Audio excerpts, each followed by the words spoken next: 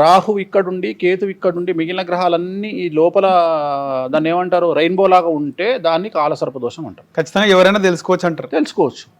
So రాహుకేతువుల మధ్యన గ్రహాలు బంధింపబడి ఉండడాన్ని మొత్తం గ్రహాలు నవగ్రహాలు 9. 9లో రాహుకేతువు తీసేస్తే మిగిలిన 7. ఈ 7 గ్రహాల మధ్యలో ఉండడాన్ని దీన్ని కాలసర్పదోషం. ఇంకంతే, దాంట్లో అనుమానం లేదు. దీన్ని 100% కాలసర్పదోషం అంటాం. ఒక్కసారి చంద్రుడు బయట ఉన్నా, ఒకసారి గురువు బయట ఉన్నా దాన్ని కాలసర్ప సహిత రాజయోగం అంటాం. అంటే రాజయోగం కూడా ఉంటది, దానికి ఉంటది. కాలసర్పదోషంతో పాటు రాజయోగం ఉంది. ఇప్పుడు ఉదాహరణ మన సినిమా ఇండస్ట్రీకి సంబంధించి ఒక పెద్ద హీరోకు ఉంది, ఆయనకు కాలసర్పదోషం ఉంది, ఆయనకు రాజయోగం ఉంది. సో వాళ్ళకి ఏంటంటే రాజయోగం ఉన్నప్పుడు టాప్లకు వెళ్తారు, కాలసర్పదోషం ఉన్నప్పుడు పడిపోతారు. సో అది ఫేస్ చేయొద్దు అంటే ఆ కాలసర్పదోషానికి సంబంధించిన రెమెడీని చేసుకుంటే అలాగే వాళ్ళ హైట్స్ కంటిన్యూ అవుతాయి. సో మళ్ళీ పడిపోరు కింద.